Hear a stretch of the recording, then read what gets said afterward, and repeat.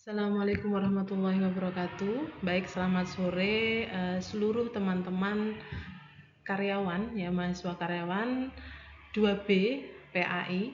Untuk sore hari ini kita langsung saja nggih, kita membahas materi selanjutnya ya, yang kita lanjutkan dari minggu lalu gitu.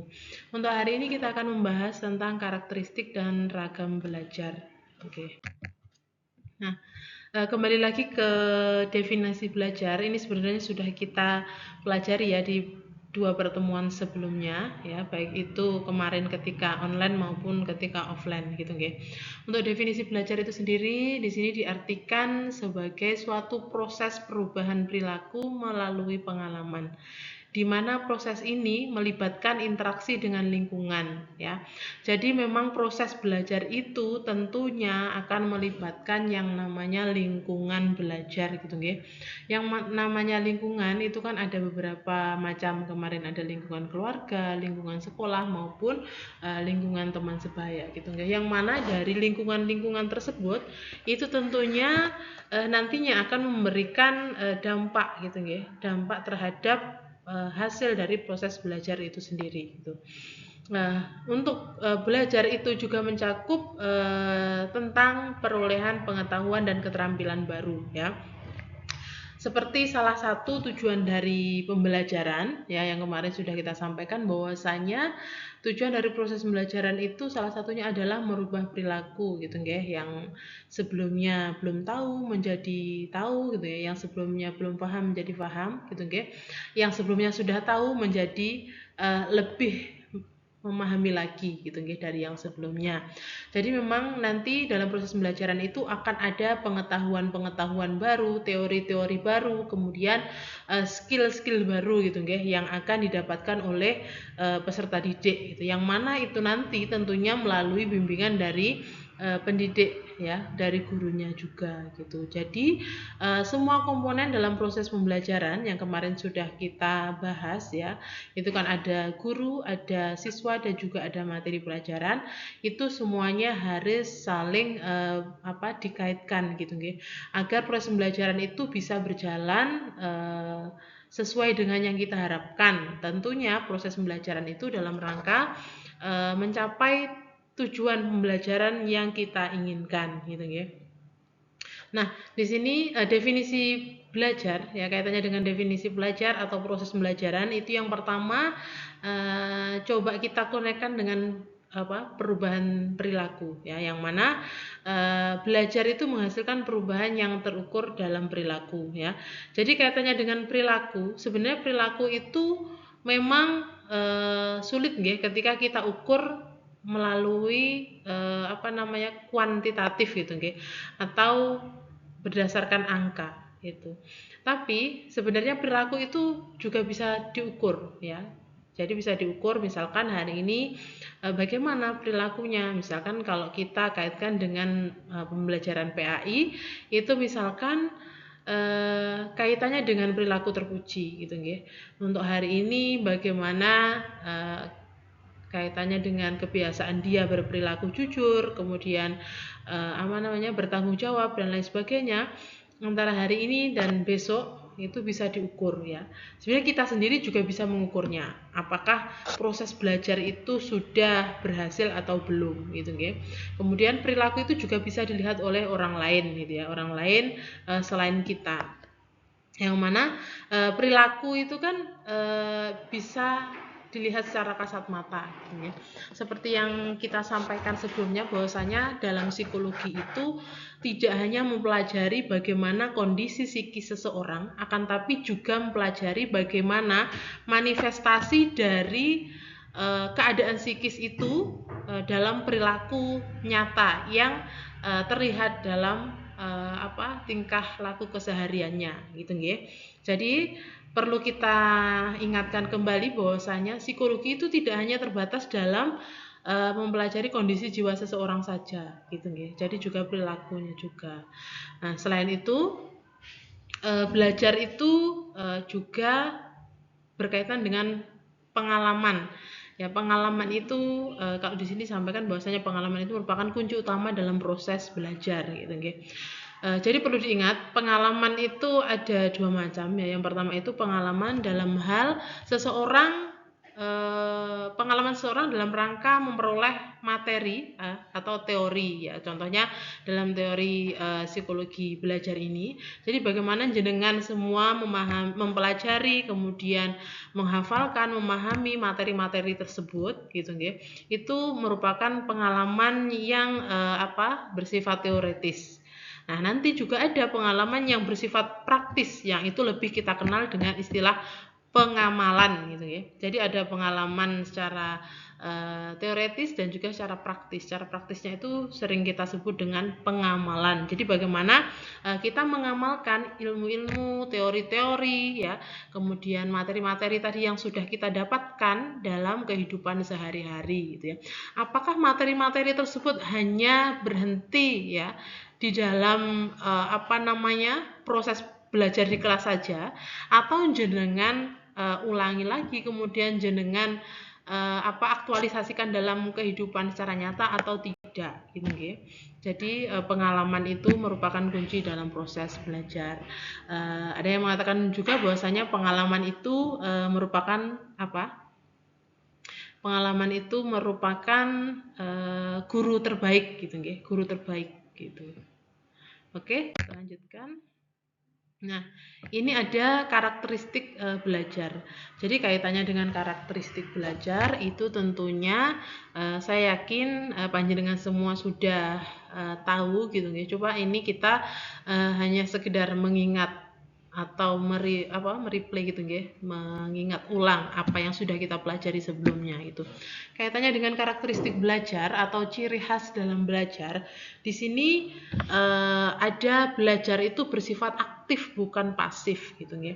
Jadi kita mulai dari proses pembelajaran di kelas misalkan. Tadi ada 3 komponen utama, yang mana dari 3 komponen utama itu ya masih bisa didukung lagi dengan komponen-komponen yang lainnya ya, selain ada pendidik, peserta didik dan juga materi pembelajaran, itu juga bisa dibantu dengan sarana prasarana yang ada gitu ya, kaitannya dengan media pembelajaran, kemudian bagaimana ini ya, kalau media itu bisa juga pemanfaatan media online misalkan ya untuk perkuliahan dan lain sebagainya, itu seperti apa gitu. Kemudian kaitannya dengan belajar bersifat aktif. Untuk saat ini kaitannya dengan strategi pembelajaran, model pembelajaran atau metode pembelajaran, itu banyak sekali yang berorientasi pada proses pembelajaran aktif gitu ya. Salah satunya ada strategi active learning gitu ya, atau pembelajaran aktif. Di situ ada banyak sekali strategi yang mana kita bisa memilih ya, strategi mana yang sekiranya sesuai dengan materi yang akan kita sampaikan di kelas gitu ya. Jadi kita harus memilih mulai dari metodenya, kita mau pakai metode ceramah, mau pakai metode diskusi, mau pakai metode tanya jawab, metode cerita dan lain sebagainya, itu monggo ya. Itu yang penting kita sesuaikan dengan materi pembelajaran kita. Kemudian untuk strateginya ya, kemarin kita sudah sedikit belajar ya, apa bedanya metode dan strategi. Kalau metode itu kan berarti bagaimana cara kita dalam menyampaikan materi di dalam kelas, yang mana metode pembelajaran ini membantu penerapan dari strategi pembelajaran itu sendiri gitu ya. Yang mana strategi pembelajaran itu perlu kita ingat bahwasanya itu masih dalam bentuk rancangan gitu ya. Rancangan yang mana rancangan itu tentunya harus diterapkan. Nah, dalam penerapannya ini perlu bantuan metode tadi, gitu ya. Jadi dalam satu kali tatap muka itu sangat mungkin sekali kita menggunakan beberapa metode pembelajaran, gitu ya. Oke, terus kemudian untuk saat ini ya, pendekatan pembelajaran yang dominan digunakan itu adalah model pendekatan pembelajaran yang student center gitu ya, yang mana lebih memusatkan pada keaktifan atau tingkat keaktifan peserta didik gitu nggih. Jadi peserta didik itu bukan hanya datang ke kelas kemudian mendengarkan apa yang disampaikan oleh guru kemudian pulang, itu bukan hanya itu. Jadi bagaimana caranya agar di kelas itu anak-anak juga bisa aktif gitu ya, bukan hanya gurunya itu. Jadi itu sebenarnya juga melatih mereka untuk berpikir kritis gitu.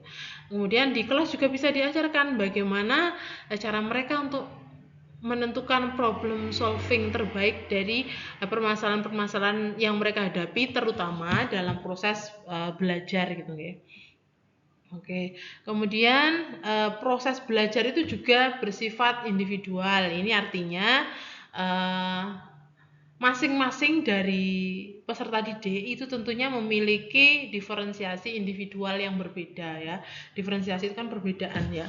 Kaitannya dengan kemarin ada gaya belajar yang berbeda, kemudian mungkin lingkungan belajar yang berbeda dan lain sebagainya. Jadi memang kita tidak bisa menyamaratakan kaitannya dengan misalkan tingkat daya serap dari kepada materi dari semua peserta didik yang ada di kelas gitu. Jadi kita sebagai guru juga harus berusaha mengecek gitu ya atau memonitoring dari masing-masing peserta didik itu seperti apa karakteristiknya, kaitannya dengan gaya belajarnya, kaitannya dengan bagaimana kecenderungan dia ketika proses pembelajaran, kemudian bagaimana sosialisasi dia ketika dia ada di kelas gitu ya dengan teman-teman maupun dengan gurunya. Nah, setiap orang itu tentunya punya cara belajar yang unik, yang berbeda antara satu orang dan yang lainnya, gitu ya. Nah, ini kita masuk ke karakteristiknya. Itu yang pertama adalah aktif tadi ya. Peserta didik itu aktif berinteraksi dengan materi gitu. Selain itu, peserta didik juga aktif berinteraksi dengan gurunya atau dengan peserta didik lainnya. Kemudian individual, kemudian ini sudah kita jelaskan tadi. Bertujuan ini artinya proses pembelajaran itu harus memiliki orientasi yang jelas gitu nggih, yang terarah agar nanti kita tahu bahwasanya proses pembelajaran ini mau kita bawa kemana gitu ya, mau kita bawa kemana gitu proses pembelajaran kita. Jadi kita tahu nanti tujuan pembelajarannya ini. Jadi nanti strategi yang akan kita lakukan itu apa saja. Kemudian media yang kita perlukan apa, sumber daya yang kita perlukan itu apa saja. Jadi kita bisa manajemen itu semuanya dengan baik. Sehingga nanti tujuan yang sudah kita tentukan di awal itu bisa kita capai secara optimal gitu nggih. Nah, ini kemarin sudah ada sebenarnya ini untuk materinya juga ya. Ada jenis-jenis gaya belajar. Itu yang pertama ada visual. Jadi ada belajar melalui gambar atau diagram. Jadi ini lebih dominannya ke penglihatan gitu ya. Kalau auditory itu lebih ke pendengaran gitu ya. Bisa dengan diskusi dan lain sebagainya. Kalau kinestetik itu peserta didik lebih dominan lebih mudah menyerap materi pembelajaran itu melalui praktik secara langsung gitu ya. Nah, ini untuk selanjutnya ada penjelasan lebih lanjut dari gaya belajar visual. Jadi pembelajar visual atau seseorang yang lebih dominan pada gaya belajar visual yang lebih melibatkan penglihatan ini, dia akan lebih mudah memahami informasi melalui grafik-grafik ataupun diagram ataupun misalkan slide-slide yang ditayangkan gitu ya melalui PowerPoint dan lain sebagainya. Mereka sering mencatat dengan warna, misalkan jenengan membaca satu buku, kemudian jenengan menandai, misalkan ada materi yang menurut jenengan penting ya, penting itu jenengan tandai misalkan dengan ballpoint warna merah atau mungkin ballpoint warna hijau dan lain sebagainya gitu ya. Mereka juga lebih suka melihat presentasi. Jadi visual ini lebih dominannya mereka suka ya kaitannya dengan penayangan grafik, diagram maupun sesuatu yang berwarna gitu ya. Nah, ini ada gaya belajar auditori. Nah, kaitannya dengan gaya belajar auditori ya, orang yang dominan pada gaya belajar ini dia lebih suka gitu nggih, kaitannya misalnya dengan diskusi, metode diskusi, kemudian mendengarkan. Mereka juga suka berpartisipasi dalam kelompok. Jadi dia aktif dalam kelompok itu, bukan hanya sekedar apa. Jadi kalau kerja kelompok itu kita jangan sampai hanya apa itu namanya nitip jeneng ya atau nitip nama saja kan, tapi juga kita harus ikut bekerja, kita juga harus bersuara, kita juga harus mendengarkan apa namanya pendapat dari orang lain gitu. Jadi kita juga harus terlibat aktif di situ. Mereka juga mengingat informasi lebih baik jika diucapkan. Jadi bisa auditori itu misalkan kita membuka materi pembelajaran atau bahan ajar yang ada di YouTube gitu ya. Di YouTube itu kan sekarang sudah banyak materi-materi ajar. Kalau kita mau nyari itu pasti ada banyak sekali. Itu kita apa namanya? Kita putar, kita dengarkan ya. Itu berarti ketika kita lebih mudah mempelajari itu dengan mendengarkan, itu kita lebih dominannya ke auditori gitu ya. Nah, ini ada gaya belajar kinestetik. Kalau kinestetik ini tadi dia lebih mudah memahami materi pelajaran itu ketika dipraktikkan. Misalkan kemarin kita contohkan dalam pelajaran PAI itu ada wuzu, materi wuzu. Jadi anak-anak itu akan lebih mudah memahami ya ketika itu dipraktikkan ya. Dipraktikkan, gurunya mempraktikkan, kemudian anaknya juga diminta untuk menirukan gitu ya. Itu akan lebih mudah. Mereka juga mengingat informasi dengan melakukan sesuatu gitu. Jadi kalau kinestetik itu lebih kepada gerak gitu ya. Mereka lebih dominannya pada ini ya, peningkatan skill gitu. Peningkatan skill atau keterampilan mereka dalam hal mempelajari segala sesuatu. Untuk selanjutnya yaitu kaitannya dengan strategi mengakomodasi ragam gaya belajar gitu ya.